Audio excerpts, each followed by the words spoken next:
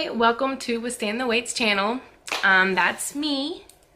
I'm sorry my beginning videos aren't as glamorous and awesome as what may be out there on YouTube, but I'm just getting started and I'm awesome. So that's why you're here, right? Okay, maybe not. But anyways, I just am making these videos just because I get this question asked so much on my Instagram is, what is intermittent fasting? How do you do intermittent fasting? And what is your diet like? But basically, I will be putting the website down in my description below so that you can check it out afterwards. And it has a whole lot of the specifics. It's just the beginner's guide to intermittent fasting. And honestly, it's the best source that I've found online to date that really explains it and breaks it down. I mean, if there's any confusion, that website will definitely clear it up or answer any questions you could possibly even think of. But basically, intermittent fasting is just that. It's fasting just partially throughout your day, which honestly we already do. When we go to sleep and we wake up, we have breakfast, which is breaking your fast. But no one said breakfast had to be at 5 a.m. or 6 a.m. Who said we can't have breakfast at 2? Why can't we break our fast at 12 p.m., 2 p.m., 8 p.m., or whatever? And the best thing is you can change your schedule for eating with your window, whatever works with your best with you. If you're a night shift worker or if you're an early morning shift worker, that's the thing, is no one says it has to be between 12 p.m. and 8 p.m. is your eating window. Whatever hour, like a little 8-hour window you want, put it there.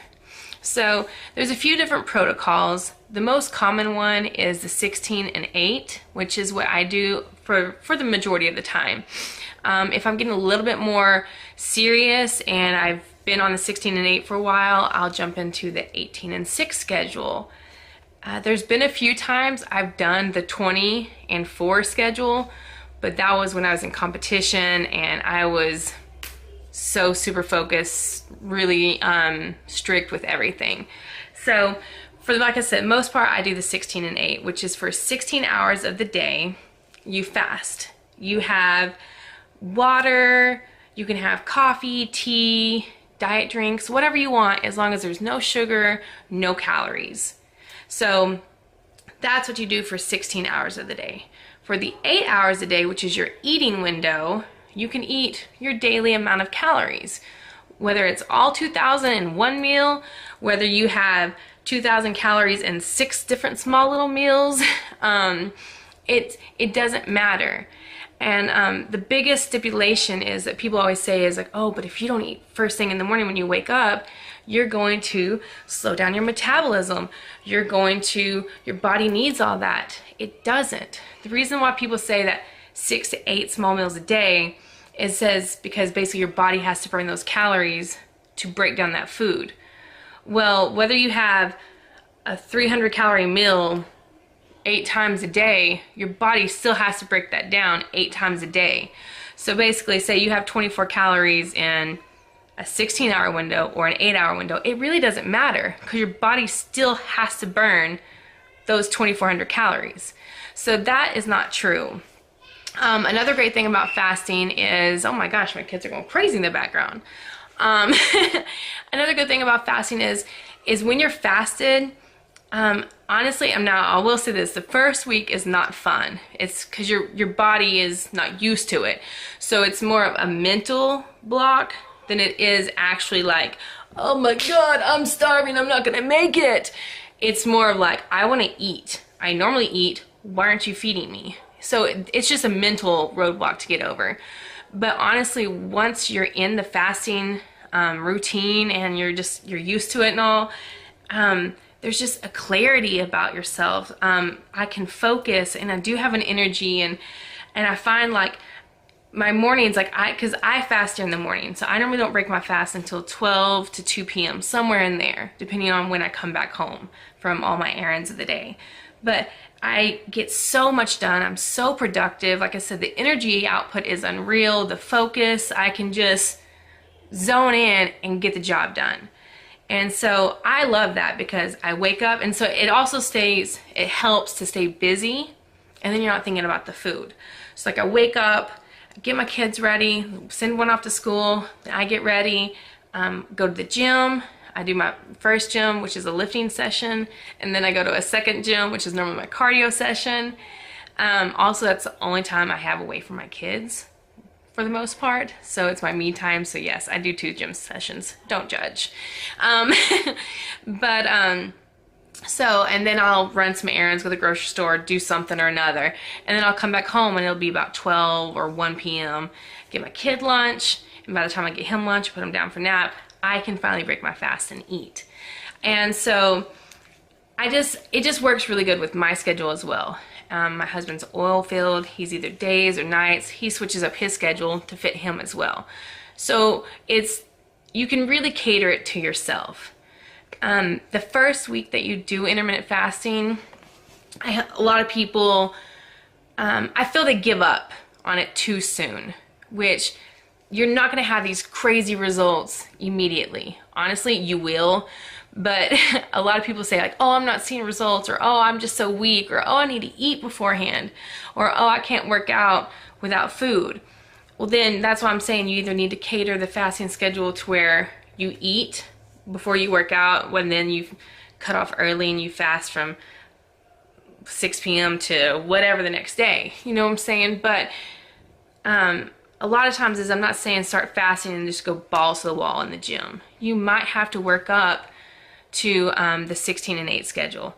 Start with a 10 and 14 schedule, or you know what I'm saying? Like if you need to, work your fasting window up to the 16 hours, you know? So if you can only handle an 8-hour fasting window, then next week try a 9-hour fasting window, and then the next week try a 10-hour fasting window, and slowly work your way up if that's the issue. The second thing is don't just go balls to the wall in the gym and on a cardio session if you're not used to being that high level of an activity while on an empty stomach. Yeah, you might get sick. And honestly, you still have to listen to your body at the end of the day. There's still some days I'll get to the gym and I'll realize, hold up, I need to eat, you know? And I will go and I'll grab a protein bar or like a muffin or something like that, just to give me a little something. It's okay if, like normally about Sundays are my free day because I don't go to the gym, but Sundays are my day that I use to not fast. So I eat breakfast with my kids, and then Monday through Saturday is back to my fasting schedule, workout schedule, all that. So like I said, that website that I'm linking down below in the description, it basically debunks the starvation mode, the metabolism. For females, it does not affect your hormones. It doesn't, I mean, there's just so many benefits about it. It's just, and a lot of people, I guess, it's not been at one of your conventional methods for the longest time. You know, everyone's been all this 6 to 8 meals, have to eat breakfast. And so there's a lot of misinformation out there about it. You're still eating the same amount of calories daily that your body needs. So you're not going to put yourself into starvation mode. Your body's still going to flourish and grow and do what you need it to do, as long as you're doing what you need to do when it comes to your food. And so that goes back onto the next part of, what do I eat when I am losing weight or when I'm on my cutting cycle, is I do something called If It Fits Your Macros. And if you go to iifym.com, I'll link that down below as well. It's basically a macro calculator that they will create specifically for you, your needs, and your goals. My maintenance calories are about 2,700. That for anybody else could make them gain weight like crazy. So that's another thing, is like what works for me calorie wise might not be what you need. And then, you know, like MyFitnessPal automatically says, oh, if you want to lose 2 pounds a week, you need only 1,200 calories. That for me won't cut it. So that's what I love about it. It has basically goals for cutting, maintaining, or bulking, whatever your goal is. And so you put in what you want, and then it will give you a calorie number, a certain amount of carbs, proteins, and fat grams that you should be hitting daily as well. So that's a good thing about it. It gives you what you need specifically for you. Then what you do at that is, if you want to put that into your calorie counter app or whatever you choose to use, and you go track what you eat. This part is what I call flexible dieting. Basically, if what you want to eat can fit in your calories and in your numbers, then by all means eat it. What I like to do is, if you eat something healthy for lunch, eat your healthy for supper or whatever, and you still have calories left over for the day, and I really want that Snickers bar, and I got that 250 calories, and that Snickers is 250 calories, you best believe I'm gonna eat it. And the good thing about that is it creates a healthy relationship with you and food, which a lot of times the reason why we are overweight or we're struggling is because we haven't had that good relationship with food. We binge eat, we emotionally eat, we eat because we don't even know why we eat. We just keep consuming food. And so every time we've gone on a diet, we've been so restricted that we will binge eat within the next 3 days. And so that's the good thing about flexible dieting. It's the 80-20 rule.